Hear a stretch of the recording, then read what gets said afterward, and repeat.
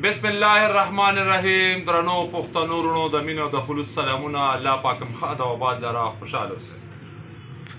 د پښتونخوا بل وزیر اعلی چې کوم دی نو راغی ګنډاپور صاحب لاړلو، سهیل افریدي راغی.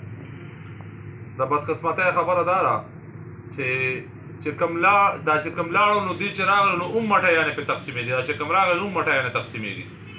خو د تیرو 14 کالو چې کومه کارکردګي د هغه دا ده چې د پاکستان تحریک انصاف لومړنی وزیر اعلی پرویز خټک صاحب راغی نو وایي نری دی، خوزمری دی.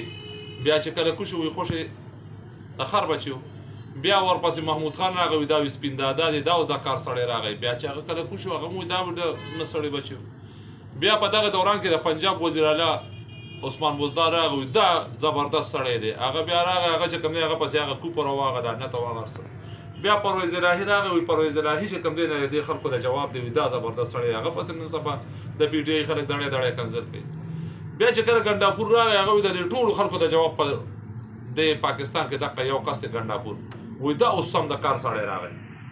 ګنډاپور صاحب یې هغه په خبرو چې کوم دی نه هغه کوز کو په استعفا باندې مجبور کړو. اوس سهیل افریدي راغی. اوس دلته کې بیا چې کوم دی ډول سومنا شروع شو. خو زمونږ د صوبې بدقسمتي دا ده چې د دې تیرو 14 کالو د کارکردګۍ څوک تپوس نه کوي. موږ هغه بدقسمته خلک یو چې د پاکستان تحریک انصاف ملګري یادو چې لکه د خدای بندیانو شکلونه بدلېدل څه معنی نه لري. د کار خبره لکه دی یو وزیر اعلی پکې داسې تېر نه شو چې تاسو پرې فخر وکړئ. ټیک شو، د عوامي نیشنل پارټۍ حیدرودي صاحب وزیر اعلی تېر شوی، د عوامي نیشنل پارټۍ نه علاوه نور خلک یې مصیبت کوي. د جمعیت علما اسلام اکرم دورانی وزیر اعلی تېر شوی، اوسه پورې چې کوم دی د جمعیت نه علاوه د نور خلک یې صفت کوي.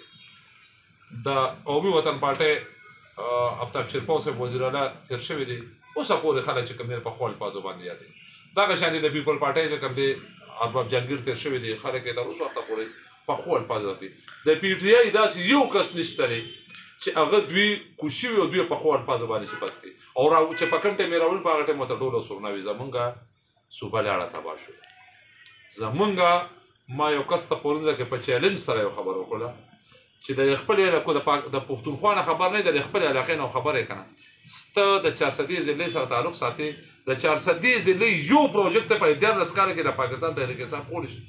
یو روډو چې یو کالج یو یونیورسيټي یو هایر سیکنډري سکول یو های سکول تاسو نور چې کوم چې یو بیچو چې په یو هسپتال کې یو وارډ قطرې دا ته خول شي نشي خول.